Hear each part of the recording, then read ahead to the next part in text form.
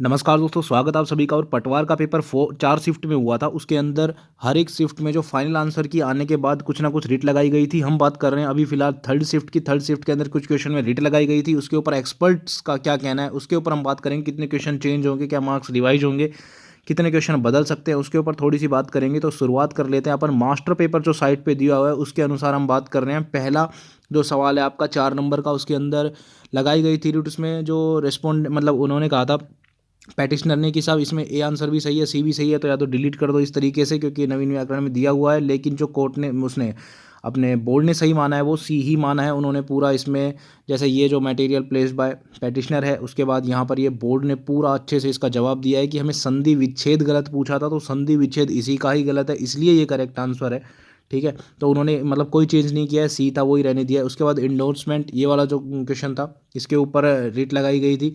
इसमें C answer पहले माना था, अब भी सी ही है। डिलीट की शायद इसकी बात चल रही थी। उसके बाद उन्होंने कहा है एक्सपर्ट्स ने कि उन्होंने खासा कोई डॉक्यूमेंट प्रेजेंट किया नहीं है जिससे हम इसमें चेंज करें, और ये कहा था कि ये होना चाहिए था, आपने ये लिख दिया, ये होना चाहिए था, इसलिए इसको डिलीट करो। तो इन्होंने इन दोनों का प्रॉपर वर्ड मीनिंग बताया है और उसके बाद बोला है कि सी ही ठीक होगा। उसके बाद ये जो है ये पैसेज के क्वेश्चन है। उसमें एक पैसेज था थर्ड शिफ्ट में पटवार की में, और उसमें जो बच्चों की डिमांड थी वो ये थी कि साहब इसमें ए आंसर सही माना जाए। और उन्होंने ऐसा कुछ था मतलब कि और उन्होंने सी माना था और अब भी सी ही रखा है। ठीक है, इसके अंदर उन्होंने कहा है कि आपने कोई ऐसा कोई खासा डॉक्यूमेंट प्रेजेंट नहीं किया है, और जो सी आंसर है वो क्लियर मेंशन किया है पैराग्राफ के अंदर, तो इसलिए सी ठीक होगा। मतलब अब तक कुछ भी चेंज नहीं किया इसके अंदर। अब यहाँ पे आ जाओ, यहाँ पे जो क्वेश्चन है वो एक्सेल का है कि एक्सेल 2007 में सिंगल फाइल इज कॉल्ड। तो पहले इन्होंने क्या किया था, ए दिया था, बाद में भी ए दिया था कि सिंगल फाइल को वर्कबुक कहते हैं, है ना।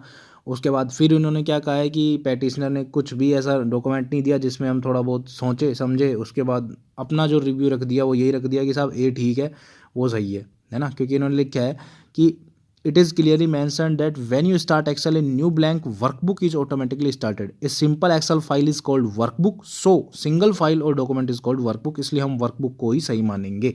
ये चीज़ है। उसके बाद यहाँ पर आपका अकबर वाला क्वेश्चन, ये भी काफ़ी चर्चाओं में रहा था। ये अकबर ने राजपूतों के साथ मित्रता, ये वाला चीज़ है। यहाँ पे देखो ये सवाल है आपका, ये है अकबर ने राजपूतों से सहयोग एवं मित्रता की अपेक्षा की। इसके अंदर कौन कौन से सही थे ये बताने थे, ये ऑप्शंस थे। पहले बोर्ड ने क्या माना था कि इसमें सी सही है ओनली सेकंड, और अब क्या कर दिया उन्होंने 1 to 4 कर दिया। ठीक है कि भाई इसमें ए कर दो। तो अब इसमें जो पैटिशनर थे उन्होंने कहा था कि आप सब ये बुक जो है इसका हम रेफरेंस दे रहे हैं। तो इन्होंने भी जो बुक का रेफरेंस दिया है एक्सपर्ट ने, वो क्या है, after considering the objection raise by the candidate the expert refer the book, ये वाली Madhyakalin Bharat by BL Gupta, and इसका पेज नंबर हो गया 333। उस पर क्लियरली ये लिखा हुआ है कि Akbar sought friendship and cooperation of Rajput to crush of Afghan revolts to strength the foundation of Mughal empire in India and to defeat the foreign tribe. मतलब ये 1 to 4 जो स्टेटमेंट है उससे सही हो जाते हैं, इसलिए ए ही इसका सही है। मतलब ये भी चेंज नहीं किया गया। उसके बाद ये 81 क्वेश्चन रीजनिंग का है। इसमें वो अपना रीजनिंग का, हाँ रीजनिंग का है ये। और इसके अंदर भी बोर्ड ने पहले डी माना था, उसके बाद चेंज करके सी कर दिया था। ये एक वो पैराग्राफ आता है, उससे फिर वो संभवत सही है, डाटा पर्याप्त है, पर्याप्त, इस तरीके के सवाल दिए थे। तो उसमें जो लगाया गया था RS अग्रवाल, ये लगाया गया था इसके अंदर बच्चों के द्वारा। लेकिन इन्होंने क्या कहा है कि यहाँ से पैराग्राफ के थ्रू, इन्होंने पैराग्राफ का ही रेफरेंस लेते हुए, मतलब ये रीजनिंग का क्वेश्चन है यार, रीजनिंग में थोड़ा मुश्किल भी हो जाता है चीज़ों को प्रूव करना, ये वैसे भी है ना। तो वही बताया कि इन्होंने कुछ भी चेंज नहीं किया कि ऐसे ठीक ही है हमारा आंसर। ये है सबसे ज़्यादा हाईलाइटेड क्वेश्चन संत पीपा की। ये तो बदल के ही रहेगा क्योंकि ये टोडा टोक में आना चाहिए, ये बच्चों का कहना था। लेकिन पहले बोर्ड ने टोडा टोक ही दिया था, फाइनल में इसे गागरोन कर दिया। क्या कर दिया दोस्तों, फाइनल में इसे गागरोन कर दिया। लेकिन बोर्ड ने गागरोन ही रखा है। इस पे ये उम्मीद थी कि शायद डिलीट हो जाए, लेकिन गागरोन ही रखा है। इसमें राजस्थान इतिहास, संस्कृति, परंपरा, विरासत, ये पैटिशनर ने इसमें लगाया गया था अपनी तरफ से प्रूफ। एक्सपर्ट्स का क्या कहना है वो देखिए आप। उन्होंने कहा है कि ये जो बुक आपने राजस्थान इतिहास संस्कृति एनसाइक्लोपीडिया बाय, एक्सपर्ट्स ने रेफर किया ये book, by SC Jain NL Mali, publish by Jain Prakashan, year 2015, page number इतना। एक्सपर्ट ने कहा है कि इसमें साफ लिखा हुआ है कि घूम फिर कर पुणे गागरोन आए और गुफा में रहने लगे। अब इसमें चक्कर क्या पड़ गया दोस्तों, ये 10th की बुक है, उसमें भी गागरोन दिया हुआ है ना। फिर तो बस इसलिए चेंज किया गया अब, क्योंकि बच्चों ने ऑब्जेक्शन लगाया। तो इसमें डिलीट विलीट कुछ नहीं हुआ, ये यही रहेगा, है ना। साइट वगैरह पे दिया हुआ है, इसलिए गागरो नहीं रहेगा, ये नहीं बदलेगा। In which year Rajasthan school of art world established by Sawai Mansingh second, इसमें पूछा है तो सी आंसर जो करेक्ट माना था बोर्ड ने, पहले भी अब भी। और पैटिशनर उन्होंने कहा है, पैटिशनर ने कुछ डॉक्यूमेंट नहीं दिया ऐसा इसके सपोर्ट में जो वो आंसर चेंज कराना चाहते हैं, इसलिए सी ही सही है। और candidate referred Rajasthan school of art which says that Sawai Mansingh second started मद्रासे उनराई that is the institute of art in 1857 which is or today known as Rajasthan school of art. तो इसलिए इन्होंने ये मतलब प्रॉपर जवाब देते हैं कि हमने क्यों इसको बदला है।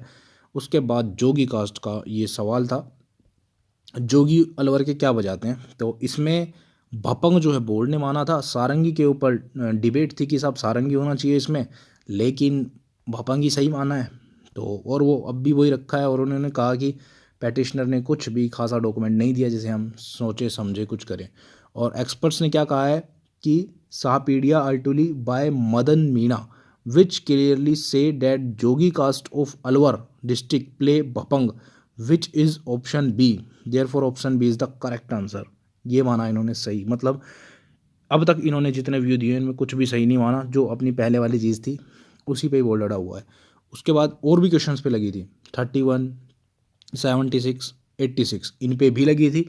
इन पे बोर्ड का क्या कहना है कि not a single candidate even a petitioner have not raised any objection against the primary answer key, so they do not have right to challenge the answer key of the way in this writ petition. मतलब कि इन्होंने कहा है कि जो primary answer की थी उसमें तो आपने ऑब्जेक्शन लगाया ही नहीं, और आप फाइनल में आ गए ऑब्जेक्शन लगाने, तो इसमें कम से कम ऑब्जेक्शन तो लगाते तभी ये कंसीडर करते आपका, इसलिए उन्होंने इनको तो कंसीडर भी नहीं किया। इसलिए आपको जहाँ डाउट लगता है पहले ऑब्जेक्शन तो लगाना चाहिए प्राइमरी में भी, और उसके बाद आगे चलना चाहिए, ताकि हो सकता है अब 1% चांस होते हैं चेंज होने के। बाकी ये एक्सपर्ट्स के ओपिनियन है, बाकी अब कोर्ट में जब ये जैसे रिपोर्ट है तो अब अगले 7 दिन में 15 दिन में जब भी कोर्ट की नई डेट आएगी वो या तो वर्डिक्ट दे देगा या फिर 5-7 दिन वर्डिक्ट को होल्ड करके वर्डिक्ट दे देगा। मोस्टली चांस यही है कि इस चीज़ को वो सही मान के आगे कुछ भी कोर्ट नहीं कर सकता। अब जो एक्सपर्ट्स भी था वो आ गए हैं, बोर्ड चेंज करने के मूड में नहीं है, क्योंकि मार्क्स फिर बहुत ज़्यादा स्टूडेंट के ऊपर नीचे हो जाएगा। आप समझो जैसे मार्क्स किसी के बढ़ गए कम हो गए तो पूरा नॉर्मलाइजेशन का सीनेरियो चेंज हो जाएगा, कई लोग बाहर हो जाएंगे कई लोग अंदर हो जाते, तो मोस्टली ये चेंज